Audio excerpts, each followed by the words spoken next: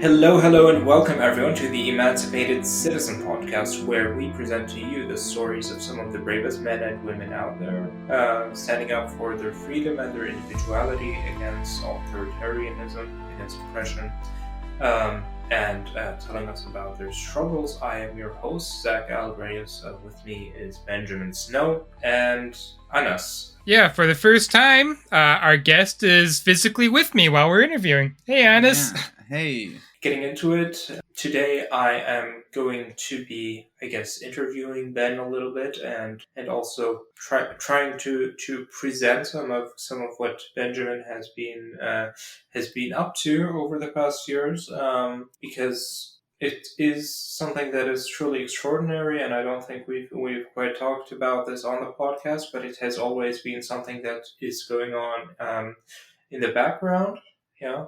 So just for a brief overview, Ben kind of started his activism and his involvement through getting to know people through social media, specifically Anas, who is a refugee from Syria, and for a long time he has been providing not just like moral and personal support, but also like on a financial and legal level, has been very involved in helping. Aw, thanks, Zach. I'm just saying the truth, and I think it's very important that our audience is aware of this, so that we can also kind of present we can say the pitch that we're trying to present in this episode, and probably in the next episode as well, which has to do with actually raising material resources to help those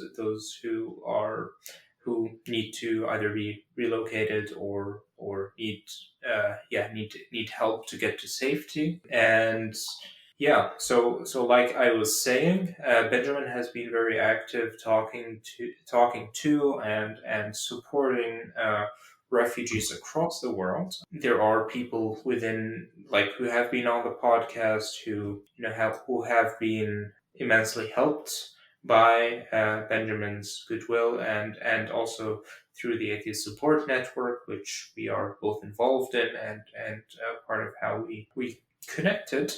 So just talking about the pitch that I mentioned before earlier, we are launching a Patreon and a PayPal for a start, and hopefully we are going to have more possibilities to collect support, which hopefully can be used to help free thinkers who need to come to safety. That being said, from the beginning, which we will touch upon later as well. That being said, I'm going to let Benjamin speak on the beginnings of his engagement with refugees through social media, and we will move on from there.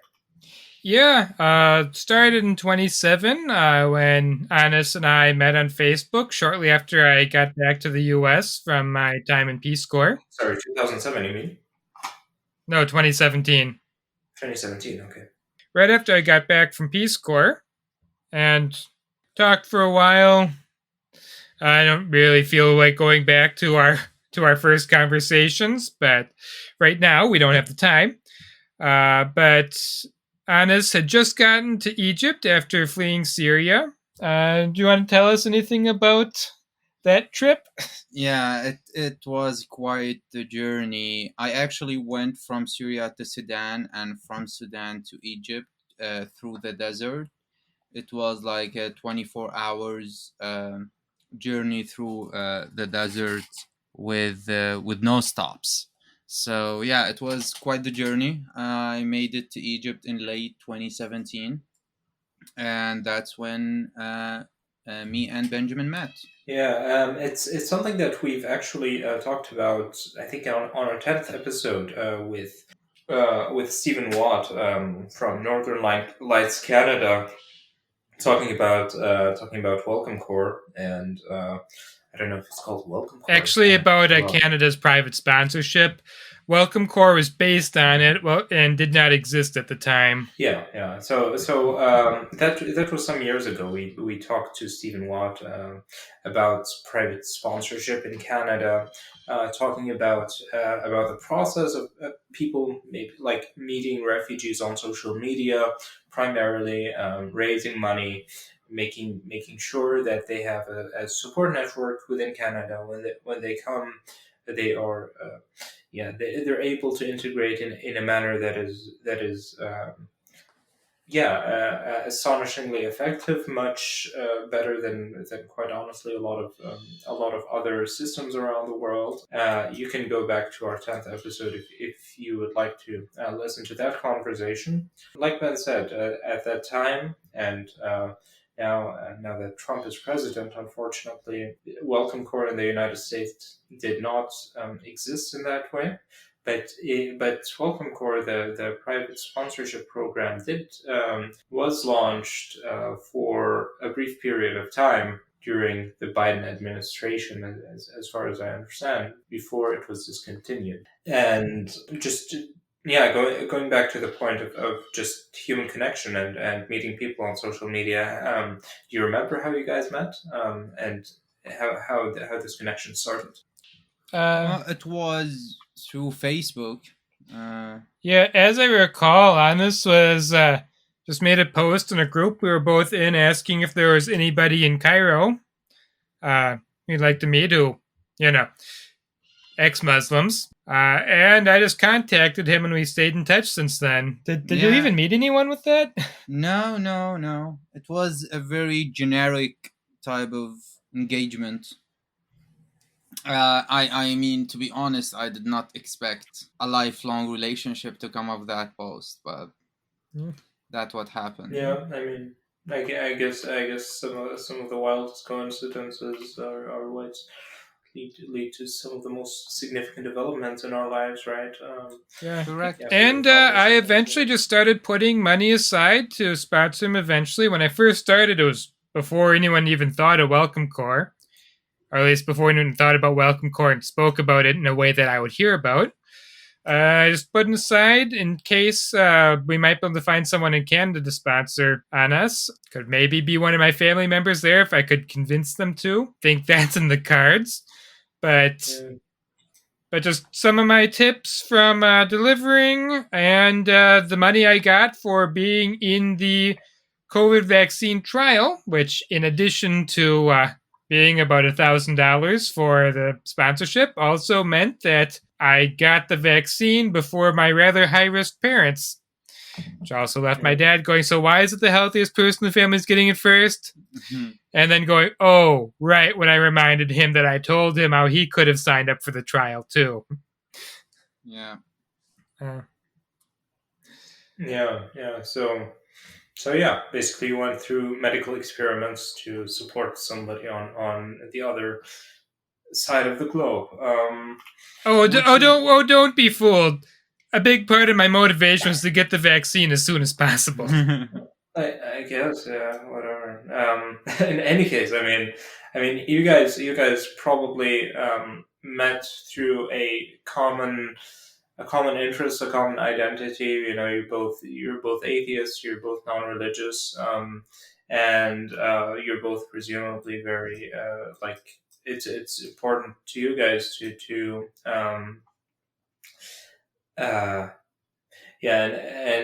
and ex-Muslim issues are important to you guys as well. The kind of persecution that former Muslims face in Egypt and Syria and other parts of the Middle East. Benjamin probably having some experiences with the Christian nationalist or fundamentalist movements in the United States, having also a sort of personal connection to that topic, right? Yeah, Which I mean, as far as that affects me, there's politicians who a few politicians who say crazy stuff, mass movements with agendas that I find extremely repulsive. But as far as personal danger, I think Christians think atheists are more danger in the US than we do. And I've been in arguments about it with keyboard jihadis too. I was in three separate atheist groups in the South. We had a city council refuse to let us put up a booth once because they thought we might get attacked, but never once did I feel like I was in personal danger there. Yeah. And here we are. Yeah. I mean, as I was about to finish my sentence, which is obviously not nearly to the same level of danger that people face in the Middle East. I mean, you have the First Amendment, you have the right to free expression and free confession. You're able to believe and express whatever you want in the United States, even though a lot of people might not like it, right? But on the other hand, I mean, in Syria and in Egypt, it's completely different, and and that definitely plays into the reason why Anas had to leave Egypt as well, even though it was relatively safer than Syria. Anas, would you like to talk a little bit about your life in Syria? Talk a little bit about the kinds of social pressures that people of no faith face in Syria back then as well as now, and yeah, how your identity ties into all of this, and how you didn't feel safe in your identity in your own country, and to the point where that led you to flee Syria and go to Egypt. Now, it's it's going to be perfectly understandable that I mean, it should be perfectly understandable that we might get a story here that doesn't have all of the details, right? There actually might be periods of time that get no mention, yeah, for safety reasons and so on.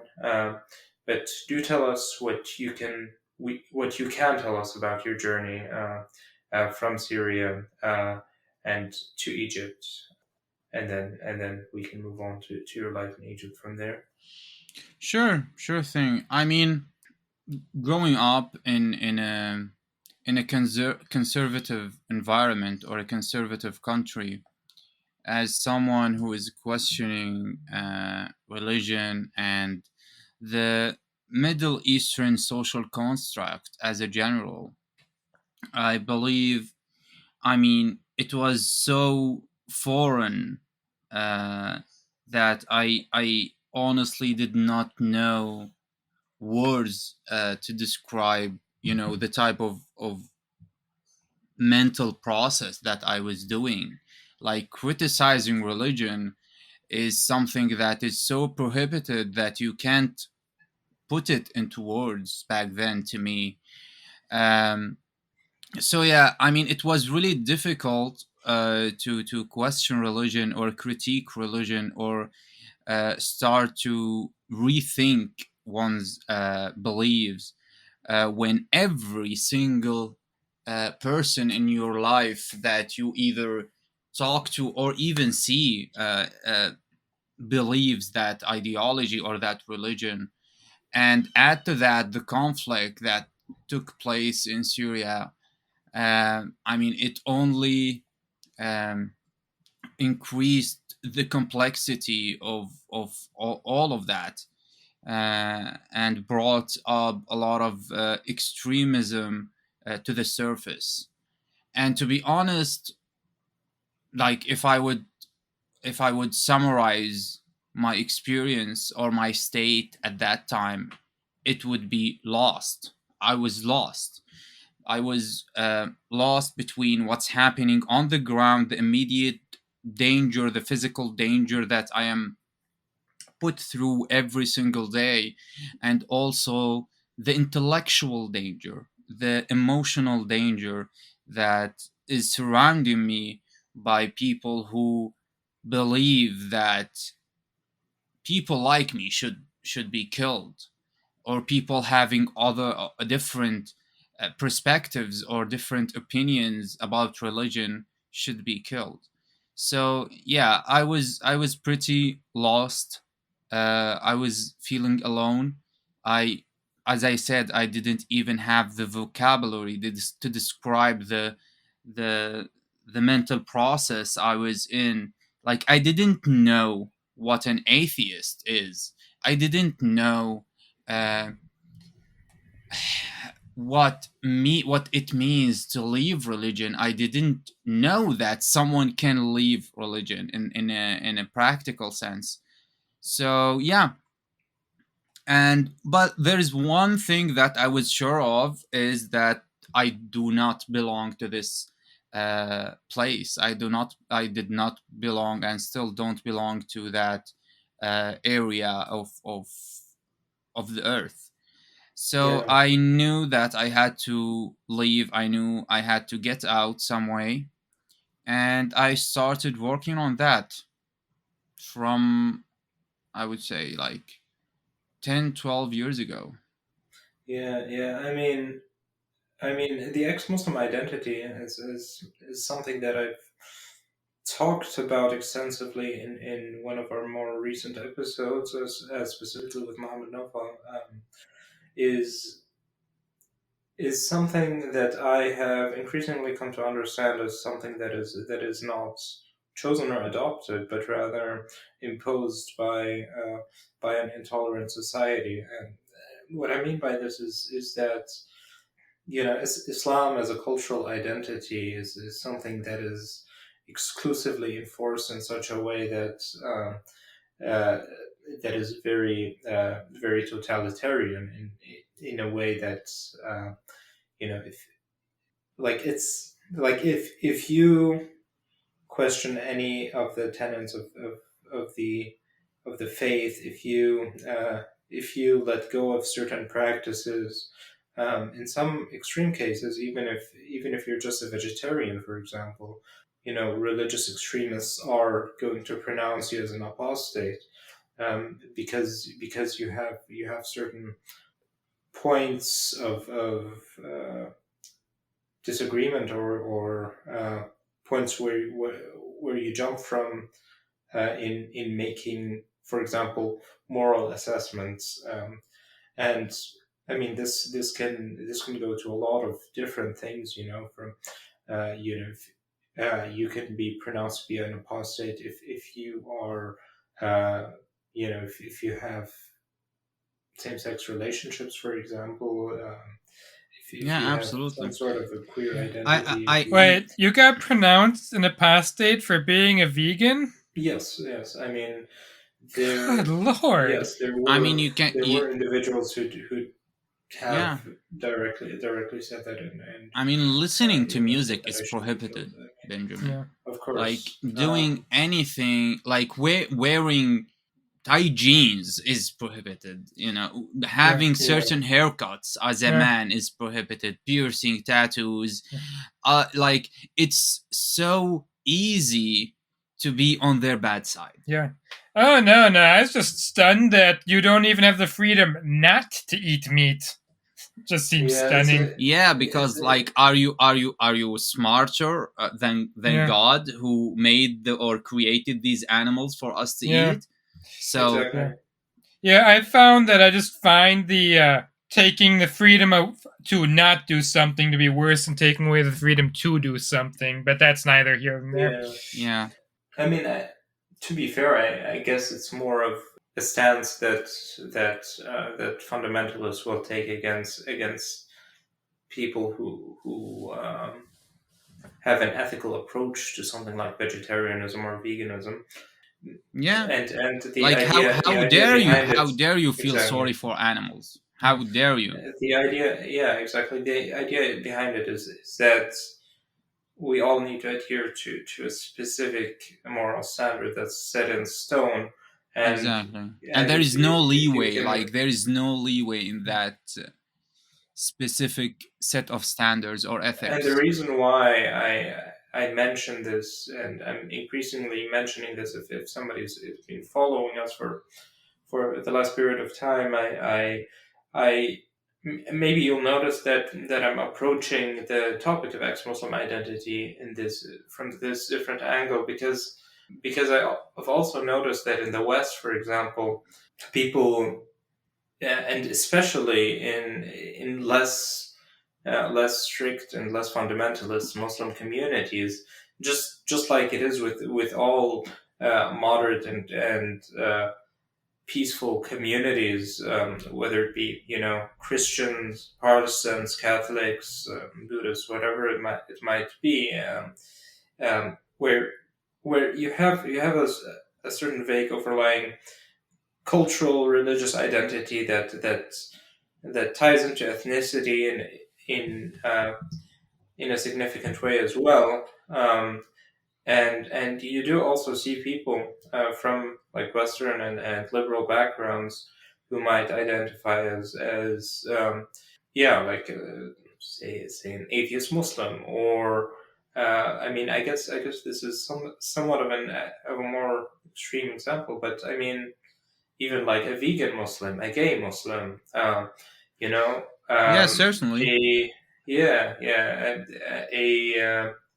a Muslim with I guess more Like mystical liberal beliefs tendencies, or like left leaning or Sufism. Yeah, I mean Sufism, for example, is, yeah. is something that is very much within the Islamic tradition, and um, But is still rejected by the fundamentalists. it is very much rejected by the fundamentalists, and concepts like say pantheism or different ways of understanding the nature of reality and God. Yeah. I mean, Islam is really rigid. I think, yeah, it's a really rigid religion. Yeah, and nowadays within like Salafi context especially, and I mean to be honest, even like say Iran and other like even Shia contexts, even taking some Sufi approaches that might have historically had a lot of weight, would make you an apostate and thereby in a way impose this ex-Muslim identity upon you. Wait, So that's Iran is getting mad at Sufis for being Sufis now? I did not say that. I did not say Oh, that, and okay. I don't. Yeah, I'm just addressing a more general point Okay. of Okay. orthodoxy, of a very strict orthodoxy that even some Shia groups are adopting and enforcing in the way that Wahhabis and Salafis have Yeah. over the past couple of centuries uh, been known for. Yeah. So this is as far as what I wanted to say about ex-Muslim community, about ex-Muslim identity, and how a lot of people within the Middle East just have this feeling of complete alienation of I don't belong to this society because the institutions of this society reject me, right? So yeah, it's really a problem that comes from the religious establishment rather than individuals who are trying to be contrarians is what I'm getting at. Yeah. Yeah. Yeah, absolutely. Um, Yeah. Do you want to talk about your sexuality too? I mean, sure. I mean, it only added further complexity to my personal experience because, as someone who does not fit the mold in a very conservative and very rigid social construct like the Middle Eastern, you know, society or the Muslim society more specifically, yeah, it's really difficult to be different in those places. And at that period of that time in my life, It wasn't a priority for me because I had to survive first to be able to think about those things or consider sexual orientation. But yeah, I mean, it didn't make things easier, I can tell you that. Absolutely. For sure, for sure, and I know it's something that we don't want to get into any detail on, but the fact is that during the Syrian Revolution, there was a very complex relationship between the repressive Assad regime and on the one hand, people who are demanding very basic rights, and on the other hand, you have a minority of very extreme Islamists, and the Assad regime has uh, been very well known uh, to have given fuel to the Islamist element of this, so as to frame themselves as the ones who are fighting Islamist terror.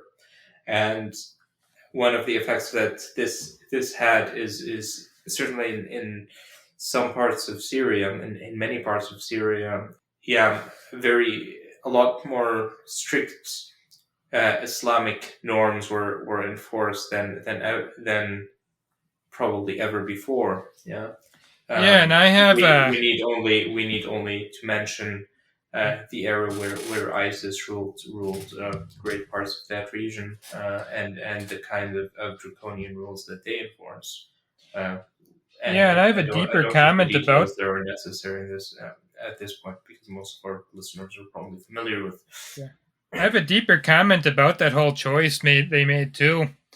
No. Uh, because it may sound a little like a conspiracy theory, but I almost think that part of the reason that Assad released all the Islamists and jihadis was because of it when ISIS is showing up and is very openly expressing ambitions to conquer literally the entire world and inspire terrorist attacks in the West.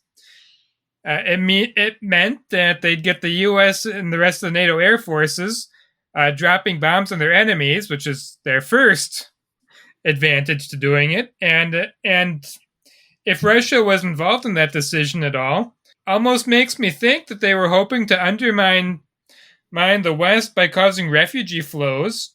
And considering that Belarus, just Belarus, and then both Russia and Belarus started actively bringing refugees to the EU border and pushing them over it, they're probably trying to cause trouble, cause a bunch of strife, maybe even encourage right wingers to the way the right wing is sided with Russia.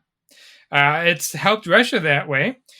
And I can't prove any of this, but there's certainly been a lot of speculation that part of Russia's reason for invading Ukraine was they wanted to increase their Slavic population. They haven't even taken ethnicity of newborn babies into account in 30 years.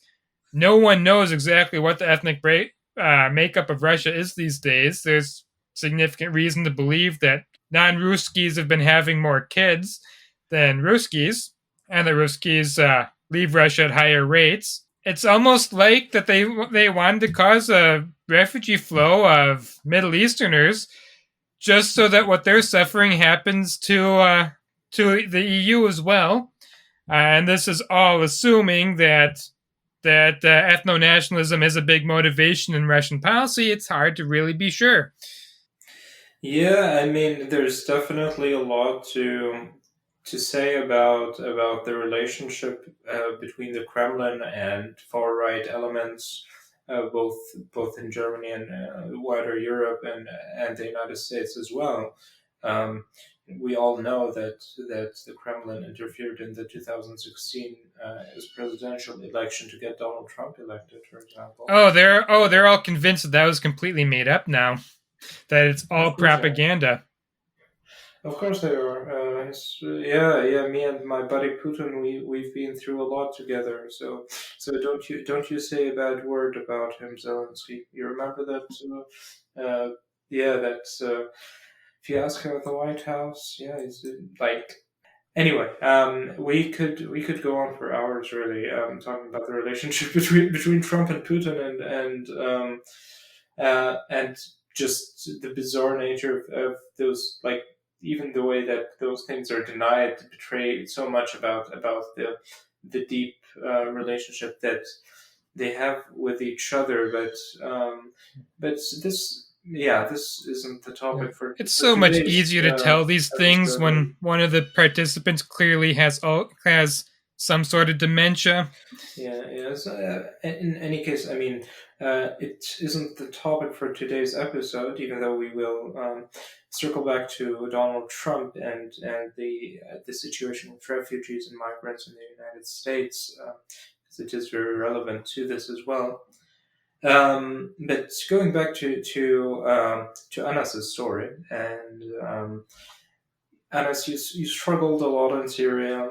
You've been through a lot of, and there are certain things that we're just not going to mention in today's recording. But at a certain point, you're able to safely arrive in Egypt. But yeah, at that point, of course, you're a Syrian refugee. You don't have the same rights as an Egyptian. And life was kind of difficult. Can you expound on your experience there, and especially living there as an ex-Muslim, right? As a Syrian refugee who, as far as I understand, isn't legally allowed to work. As yeah, as a person, um, yeah, as a queer person who this community has also been targeted by Egyptian authorities very systematically. Tell us about the time that you spent in Egypt. How long was it, and how was it for you? Yeah, absolutely. So I was in Egypt for 7 years. I mean, to be honest, being a Syrian refugee in Egypt is much, much better than being an ex Muslim in Egypt or an LGBTQ member in Egypt.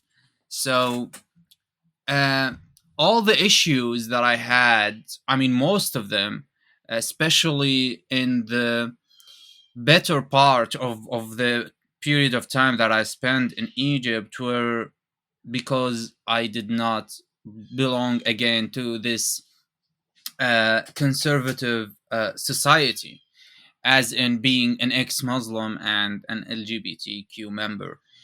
Uh, because the Egyptian society is very similar to the Syrian society. I mean, they used to be one country at some point, and so Multiple points. yeah, so the struggle was the same, to be honest, minus the war part of it.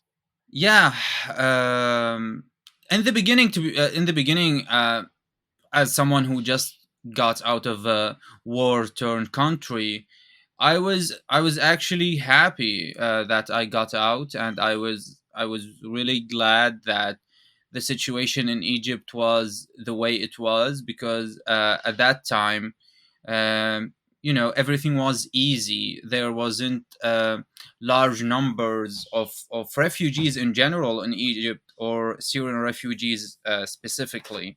So there wasn't much discrimination against refugees in Egypt. But as the years went on, and as the economical collapse of Egypt started to take place, of course, refugees being one of the most or the first things to blame in any country that faces or goes through like any type of financial struggle, things started to get worse. And in my situation, or in my personal experience being an ex-Muslim, I mean, the Egyptian people are very religious. So, like, saying or doing anything that doesn't fit the narrative to them is really frowned upon. And yeah, like, things like drinking in the street or drinking in public in during Ramadan, or again doing You're not talking anything. about alcohol, just No, no, I'm talking about like to drinking water. Even if you are a Christian, for example, like, it's again, Islam is so rigid, it can't bend, it only breaks.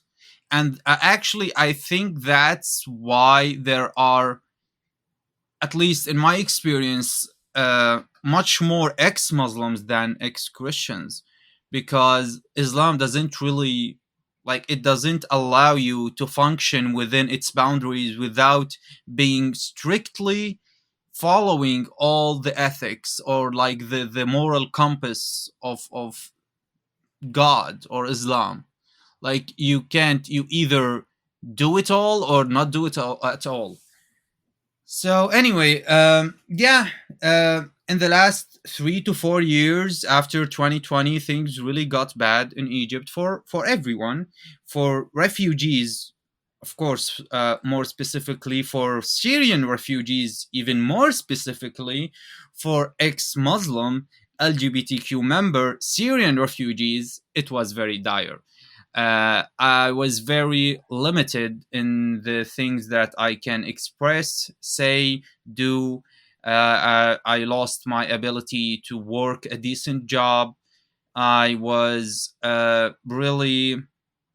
can Uh, can you can you expound on what you just said? Losing your ability to work at a decent well, job is with was with there a law, or can yeah, you yeah, tell it us was a something? law that basically said that. I mean, it was always there, that law. It's just that it got enforced then, which is basically that you need to have a work permit to work, which someone as a refugee you don't have. So yeah, I mean, and having or getting a work visa is near impossible, so you're basically in limbo. And there, How are refugees expected to I have cover their no basic idea, to needs? be honest. No, I have no idea. Like, that's why like they you find refugees forced to work, either dangerous or low paying jobs, or jobs that no one else would work, because they are forced into this type of modern slavery. Like, I couldn't utilize or leverage my knowledge in engineering or other skills that I have, and apply for a decent job at a decent company, because I could not do that legally. And of course, no company would jeopardize itself from a legal standpoint to employ me. So I was forced to work the jobs that no one will work, or for very little pay. Sure, So and no protections, like yeah, legal absolutely, no protections, right? protections, no Yeah. benefits, everything I pay out of pocket. It's difficult. I mean, no one was harming me, no one was knocking on my door, yeah, sure, but I was a prisoner. That's the thing. I was a prisoner in my own house, in my own mind. I couldn't express anything, I couldn't behave in the way that I would like to present myself as. So yeah, I mean, it was a lot of internal struggles, and externally I just had to keep wearing the same mask that I wore in Syria, because again, those two societies are really similar, with key differences, of course. And so yeah, I basically, I was in the same situation, therefore I was looking to get out of there, as the same way I was looking to get out of Syria. Sure, sure. At first glance, it might not seem as much of a big deal to say that that you had to hide your religious beliefs in your workplace and things like that. I mean, how often do those topics even come up in a civilized No, country, yeah, I right? mean, they And don't come, they don't. right, of course, you're not constantly being asked about your religious beliefs and things like that. But to clarify a little bit about like the social constraints that we have in a lot of Middle Eastern countries, it's not just that. It's also there are daily and yearly and cyclical religious practices that you're expected to participate in. Otherwise, you can be excluded from wider societal participation. So so for example, if you're working during Ramadan, um, you're expected to fast, right? Yeah, absolutely. I mean, not only like it's you are expected to pray, and you are questioned if you are not going to the mosque during the day.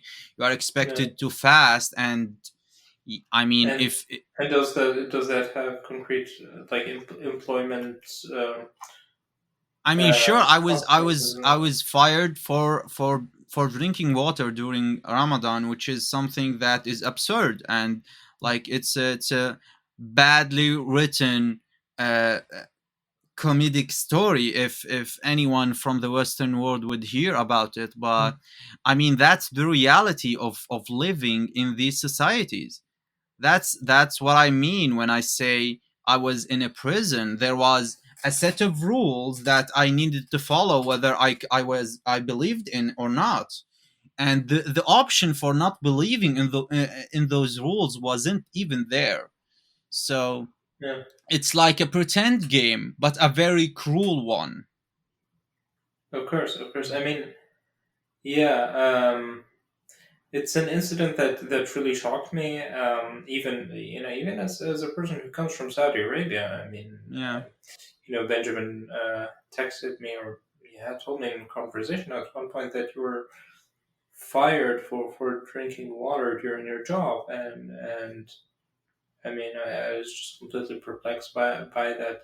I mean, and I also feel like it has something to do with status and intersectional, multi-layered discrimination that people face in such contexts. I mean, maybe if you are a Saudi Arabian man from a wealthy family working a prestigious job and you're working drinking water during the job, nobody's going to ask questions. And even if somebody does ask questions, you can find any excuse, right?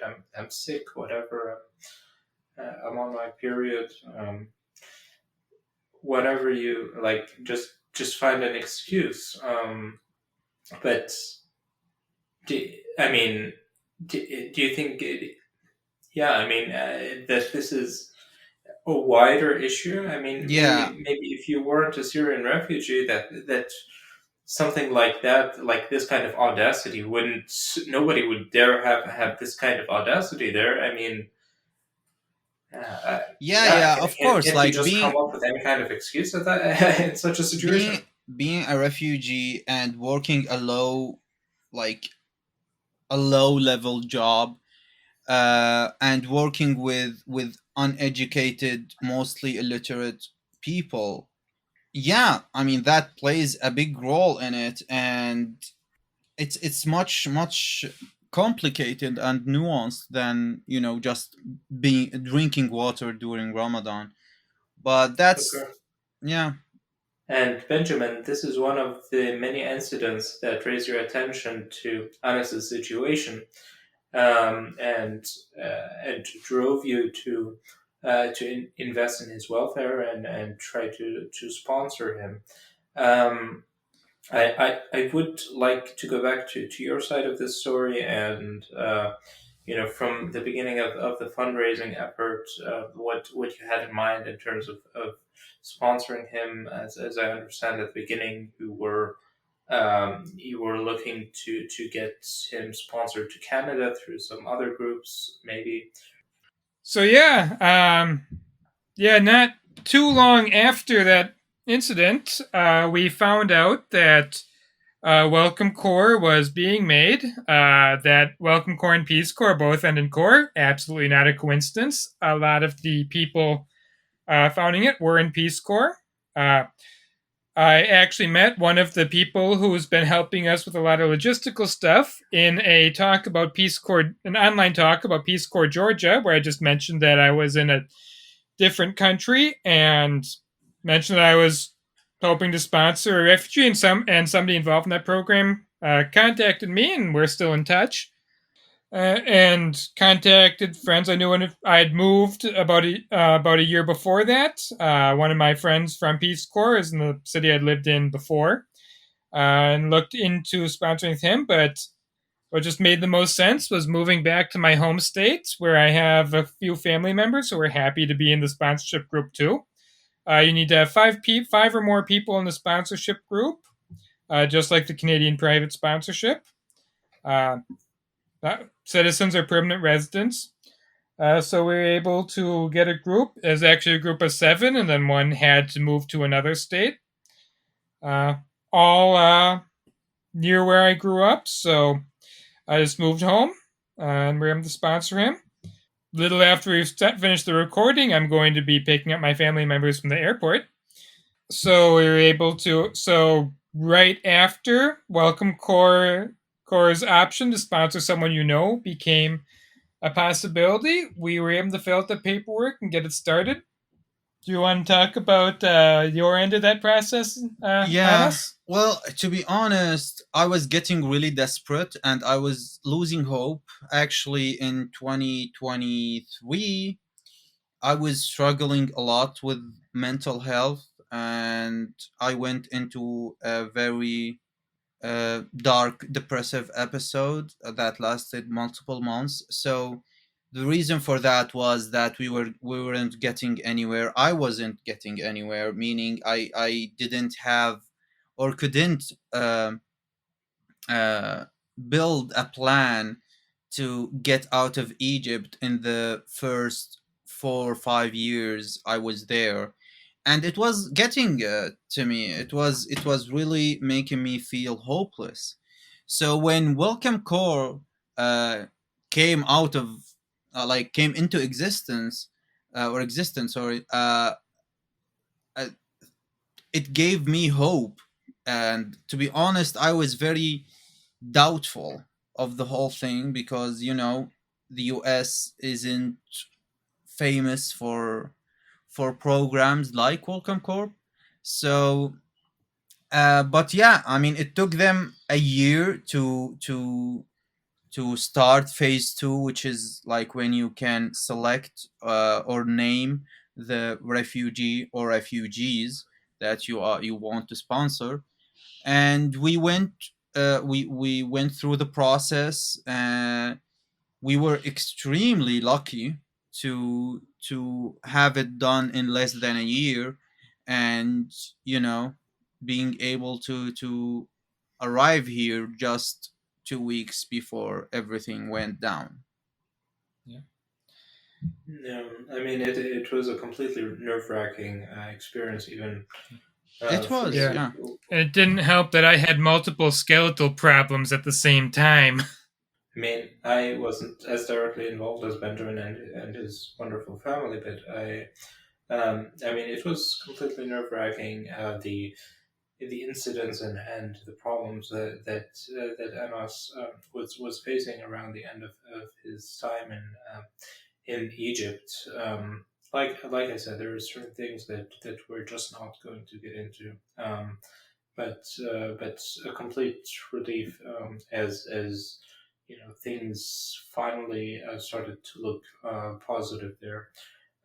You can look at our Facebook page or Instagram and yeah, check out our latest uploaded video of Anas coming to the airport and finally being greeted by Benjamin and his family, and really it's brought tears to my eyes. It was such a yeah. I mean it was such an amazing experience. The feeling of you know the idea that you can really bring such a profound change through this kind of effort. And of course, this all happened around the exact same time when the Assad regime was falling, and Anas had his interview with the U.S. State Department just a few days before Assad fled Syria, which Yes. Yeah. also raised questions about, whether this is going to have a negative effect on the Yeah. decision. And it's actually Because worse than that sounds. The interview specifically focused about the risk of being conscripted, which is actually a minor part of Anas's refugee Case. Yeah. case. It's mostly about being non-religious and gay. And then after how many hours of being asked about being conscripted, all of a sudden Assad leaves, military dissolves, no possible way. Yeah. It was really.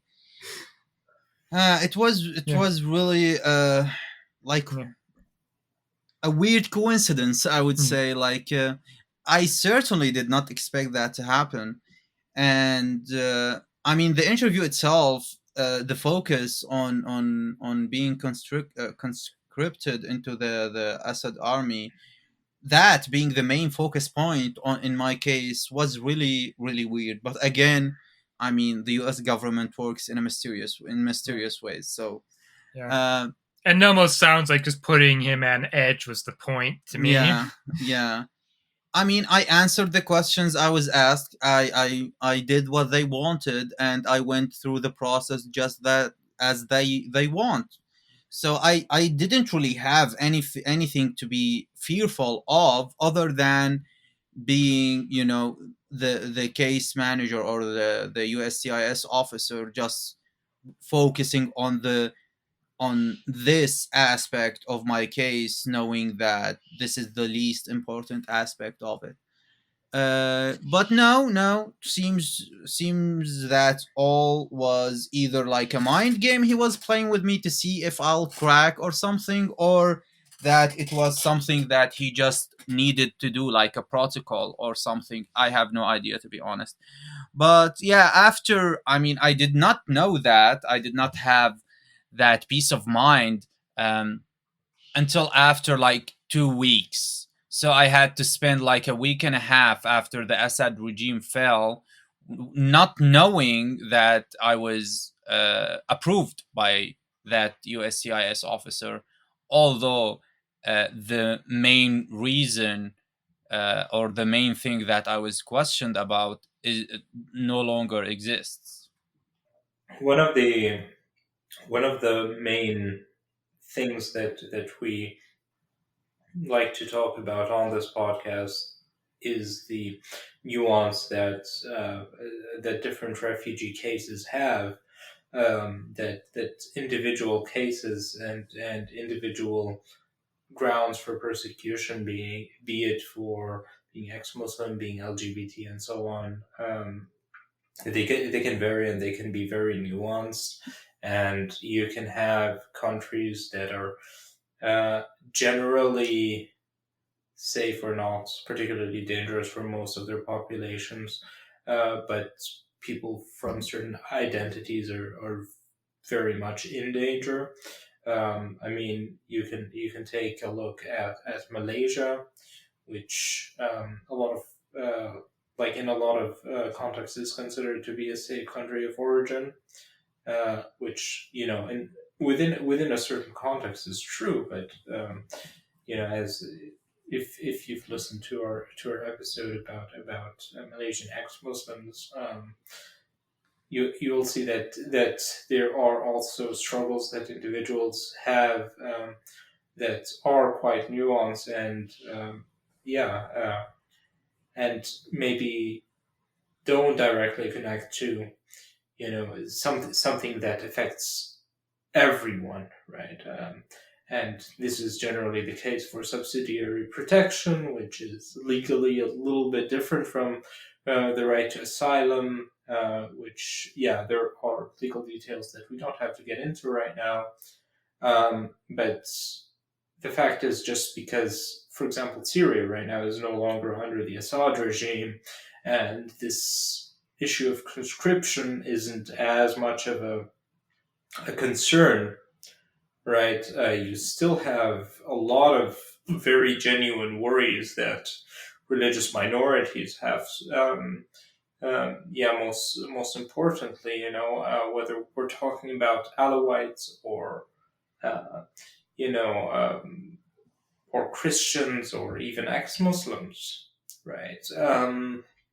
So I think internationally this is a very big issue that a lot of countries are, maybe they don't have enough resources, maybe they're lazy, maybe they're just not looking into the nuance of it, and just looking, oh, what is our general impression of this country? And yeah, the fact that I was granted asylum at a time, the aftermath of the Khashoggi incident, that carries some weight. But there are people from Saudi Arabia who have much more compelling cases, in all honesty, that aren't seen in the same way, because there's this general perception of the general region, that doesn't take into consideration the nuances of individual stories, and I think this is a big problem internationally, and the fact that despite all of that, and after that, uh, th- this decision was made about Anas's case, and he was actually able to relocate to the United States. Yeah, it's amazing. It's wonderful, and I wish we could see more of that. Yeah, Yeah. absolutely. Yeah, and I mean, if any of our listeners would like to do it, you might not be able to sponsor someone now, but if you preemptively get all your T's crossed, well, you can't, for the sake of dot your I's. Well, if you have everything planned out and start putting money aside now, there's a very good chance that the next president will be a Democrat, and that the people who got Welcome Corps made last time will do it again. And if it's only open for a year again, well, if you're ready as soon as it's open and can sponsor someone, could make a huge difference in their life. Absolutely. Absolutely, and we're not just talking about the United States. I mean, we have a global audience here, right? We have a lot of people from Russia, from Ukraine, from Saudi Arabia, from Malaysia, from Indonesia, from Germany, from across Europe, across the United States, listening to us, from Canada, right? And I mean, Canada, for example, does still have the private sponsorship program. Yeah. And One there small are, problem with that, though. yeah, There's someone else we know who has been who got got all the paperwork done, got accepted literally years ago, and he's still waiting because something with their quotas. Apparently, Trudeau let a whole bunch of people in, so now the people who are waiting on private sponsorship are still stuck. And that guy is in Nepal, where after your visa runs out, you have to pay an $8 a day fine, which sure adds up fast for a refugee. I ended up sending $1,000 to deal with that, and it's still $8 a day is still adding up for him. So, yeah. yeah. I mean, there are many different ways that people can be helped getting out of bad and dangerous situations, right? Benjamin just mentioned giving $1,000 of his own private money for yeah, to help a refugee across the world again. And there are a lot of examples of this, and I'm not just talking about Ben, but like there are a lot of private individuals doing a lot and putting a lot in this kind of effort. Um, even though Welcome Corps has been discontinued in the United States, which actually I would like to go into this a little bit, because right wing politicians are often demonizing illegal migrants or irregular migrants who are who lack protections, who are very much exploited, and a lot of the time the economies of those countries in some way rely on them. American agriculture, for example, takes a lot of irregular migrants because they don't have the same standards and can be more easily exploited. And in addition to that, a lot of these migrants are also coming from a background where working in the field by hand for 10 hours, they do it anyway. They can come and do it here, get paid better than doing it at home. Sure. I mean, it's one of the many things that simplistic simplistic fanatical right wing politics does best, which is just reduce very complex societal problems to we have too much foreigners, we have illegal migrants, they commit crimes, they need to all go away, kind of thing. And the fact is, look,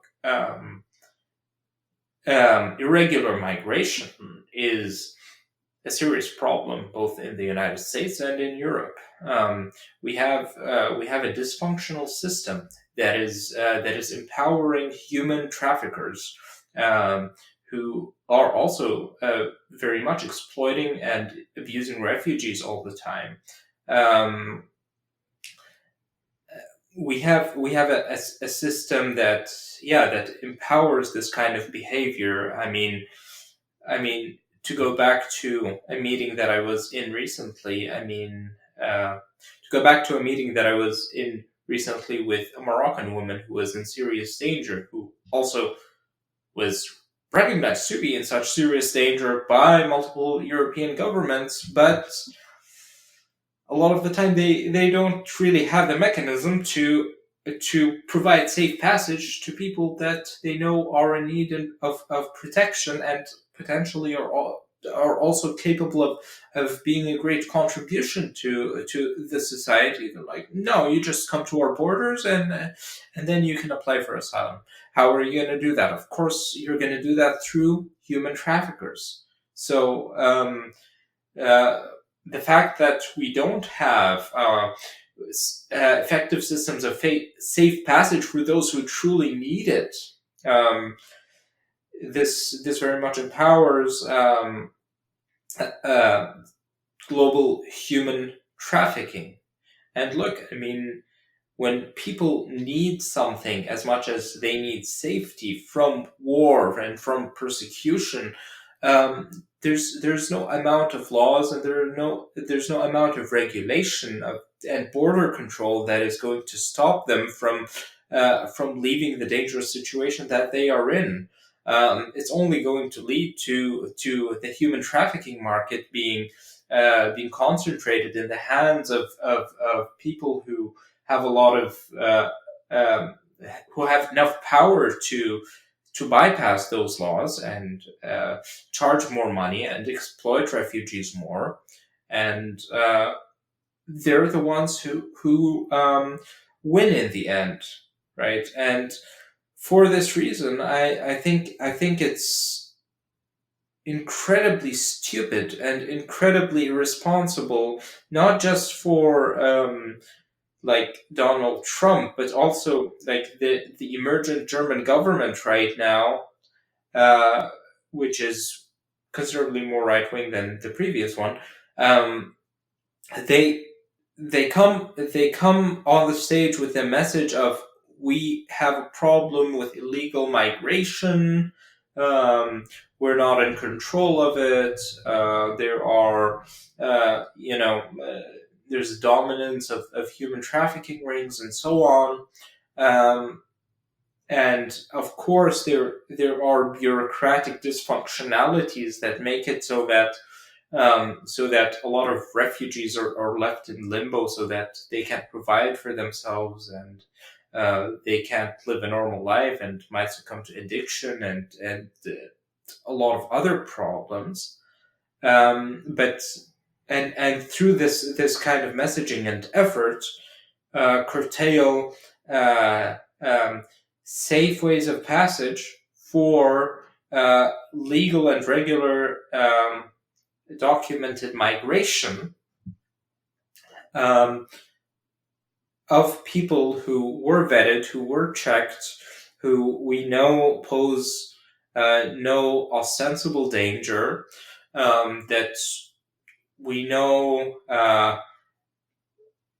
lot of the time, in large part, share our values, people who are in genuine need of protection, people like Anas here, who, Benjamin has known him for a long time.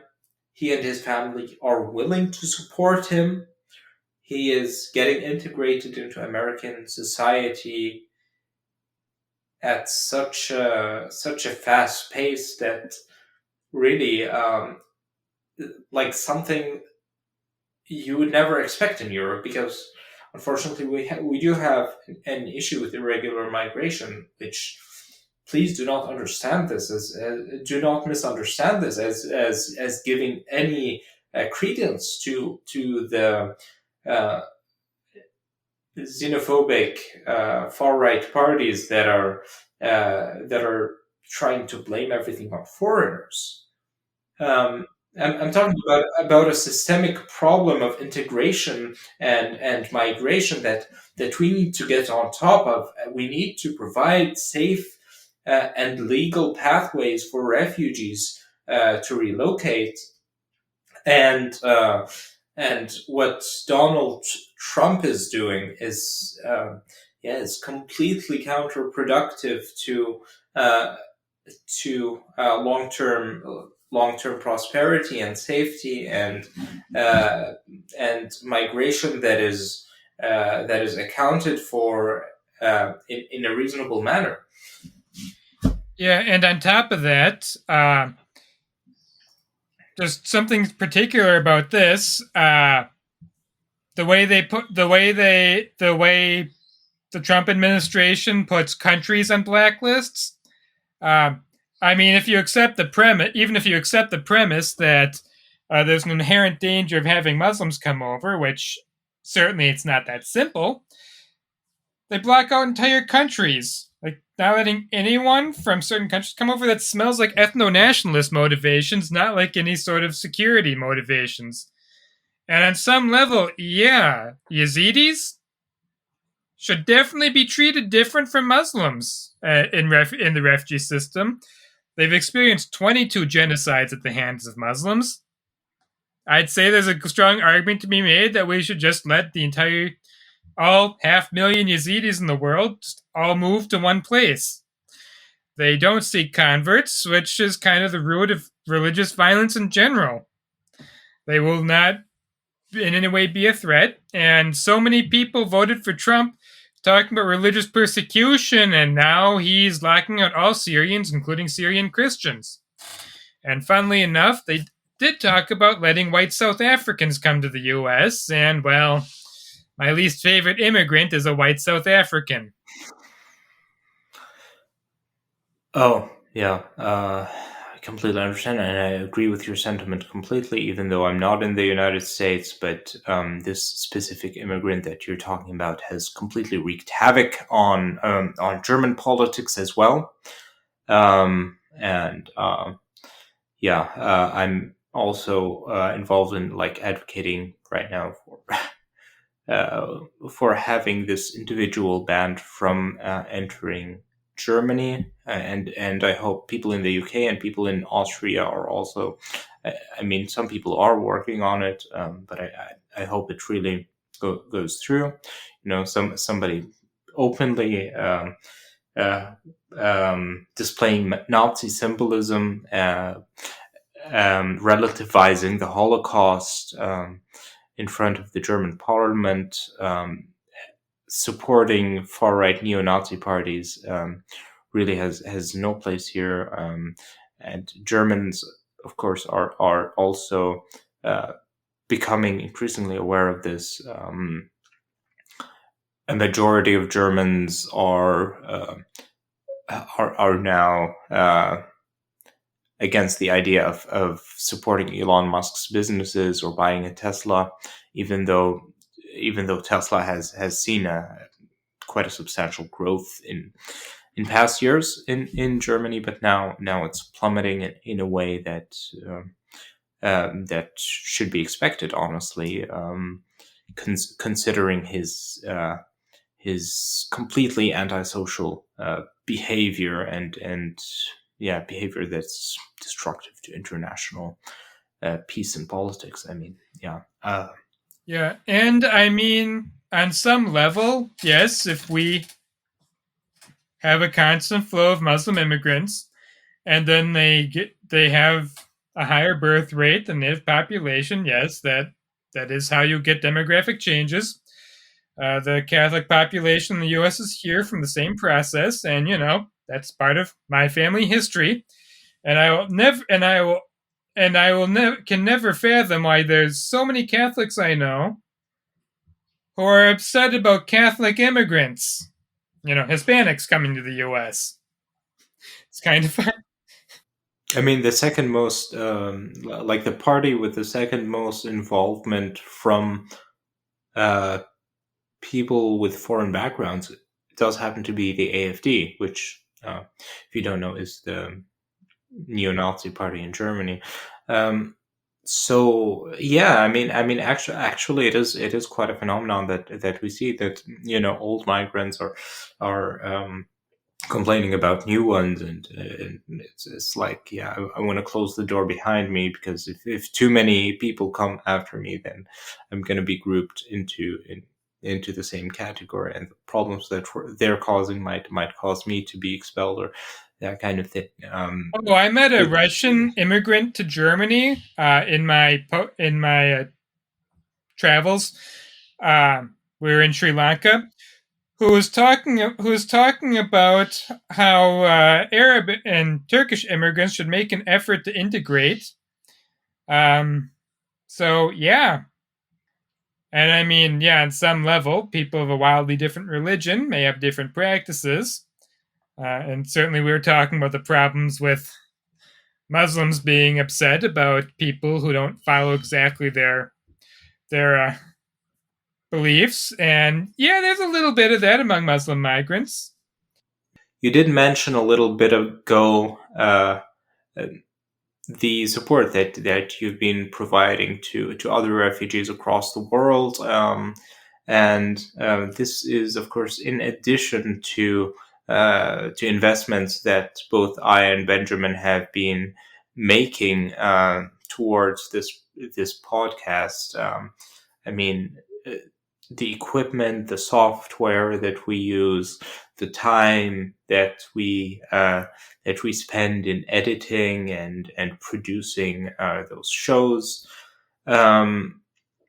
It's very significant, right? And as you probably know, this isn't bringing any money to us. It's basically a project that costs a lot of money at this point, and it is one of the reasons why, despite the fact that around the beginning of this project, we were aiming for one episode every 2 weeks to be released. Right now, as of the time of the recording, it is the 19th of March, and the last episode that we released was in the beginning of January. So obviously, we're not holding to the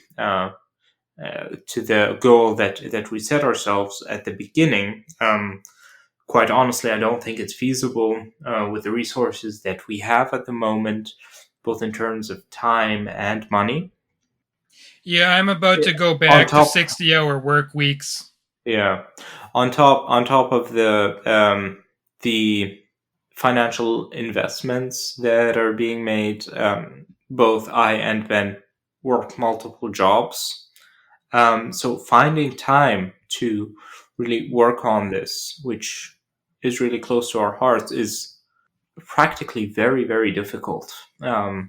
And also, obviously, we're not rich people, right? I mean, the the financial investments that we have to make also are difficult sometimes. And for those reasons, we thought this would be a very good opportunity to present our case to you, dear listeners, to financially support this project. So if you subscribe to our Patreon or donate to us on PayPal, the revenue will be split. So 50% of the revenue will be used to reinvest in this podcast and invest in equipment, software, and so on, so that we don't have to pay so much out of our own pockets. If it comes to such a point where that is feasible, maybe we can use those resources to buy ourselves more time to work on this.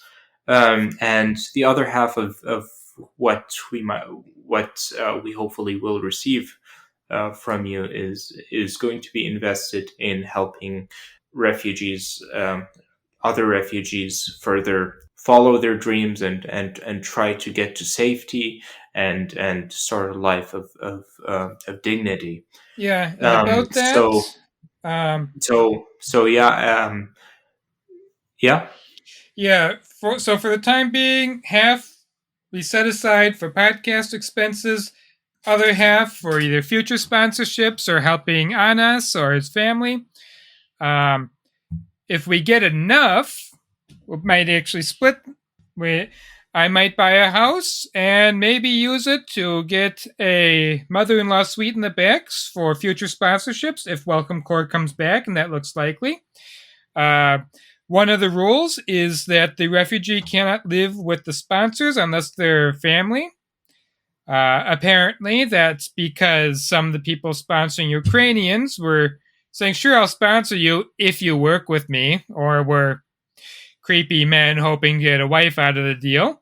So that rule was put in solely for that reason. Well, if I have a mother-in-law unit behind my house or one of the other people in our sponsorship group's houses, we can put it on Airbnb when we're not sponsoring someone and put money aside.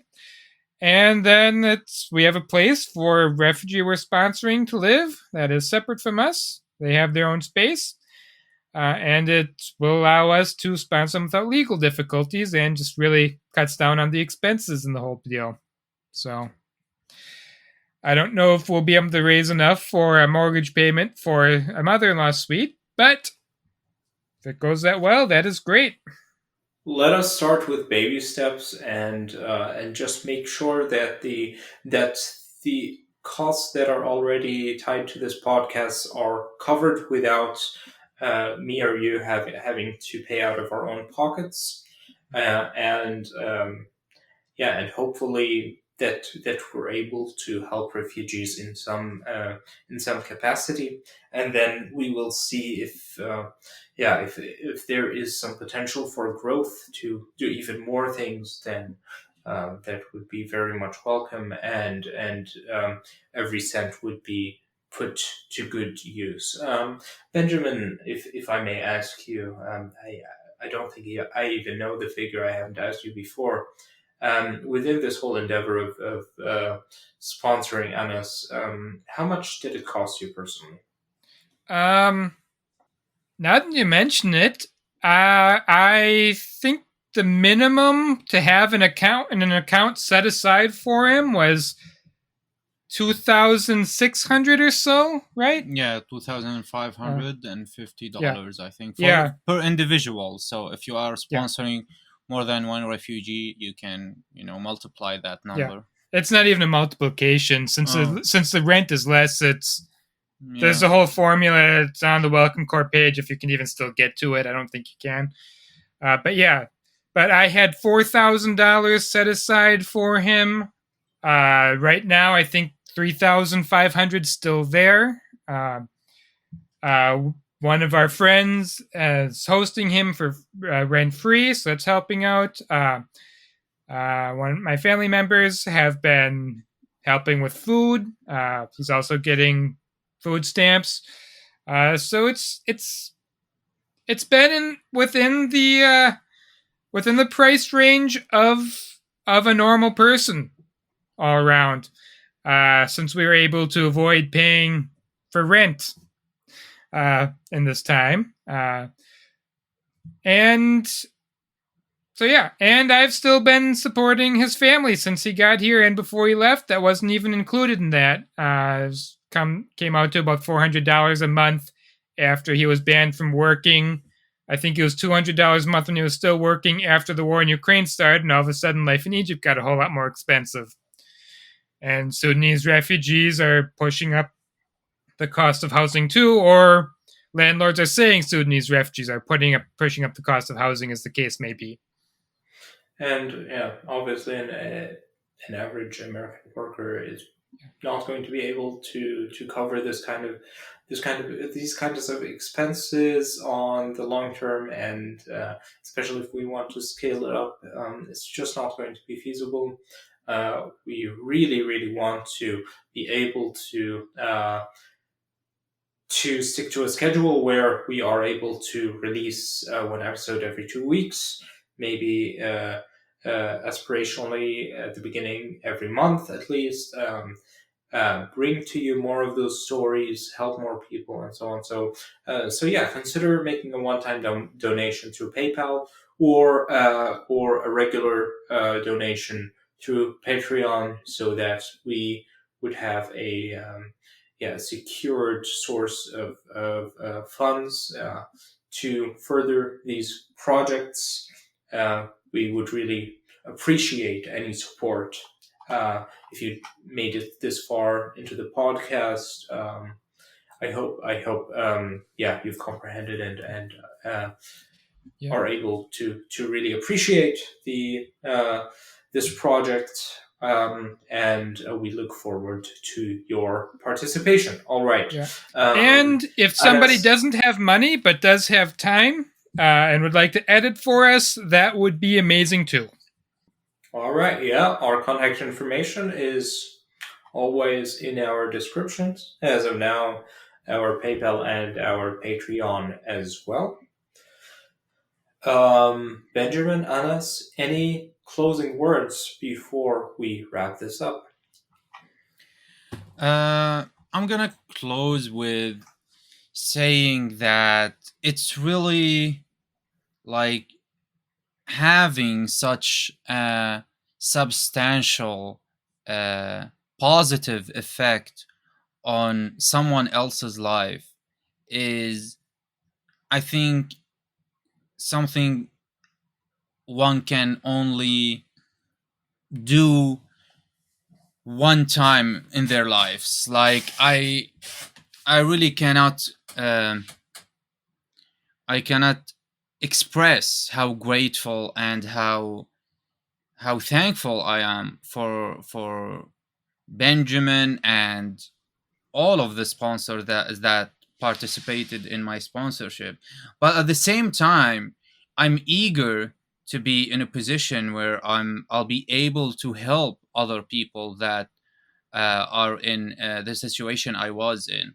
So having that impact on someone else's life is something really worth working towards. And if there is anything that would give me and people like me hope in a better future for us as a society, as humans, is people like Benjamin, who are getting out of their way to make a meaningful difference in other people's lives. Sorry. So yeah, uh, I encourage everyone to participate, whether financially or even by looking into how to sponsor someone or a refugee in their country. It's an amazing experience. It's a privilege, to be honest, to be able to help someone in such way. Anas, it was truly an honor to have you on the podcast, and I know this was not easy for you. I mean, you have been through a lot, and And on the one hand, of course, we don't want to re-traumatize you. On the other hand, we also want to bring the message out there. The fact that you showed yourself willing to come on and talk about your story. We really immensely appreciate that. Thank you so much for Of course. being with us. Thank you for having me. Benjamin, is there any are there any last words that you would like to leave our audience with before we finish this episode? It's just hope other people are interested in helping refugees, and hope more people talking about the whole migration situation look into how how policies they may or may not support are making it worse. I guess the biggest is how many anti-gun people or very pro-gun people scream about migrants at the border and don't realize that at least possibly significantly more 70% of guns used by Mexican drug cartels come out of the U.S. And and how a lot of the current policies incentivize people to use human smugglers. And hopefully, some of our listeners would like to sponsor a refugee like on us in the future if that is an opportunity they'll ever have. All right. Thank you guys so much again. Thank you, Ben. I mean, just from one human being to another, I really appreciate the efforts that you've been making in helping people, and I aspire to maybe one day be as altruistic as you are. Maybe that's not going to be necessary. Hopefully we can do more through this product. So, all right, everyone, take care. Yeah, have a wonderful day, have a wonderful evening, stay safe. And until next time, bye. Bye.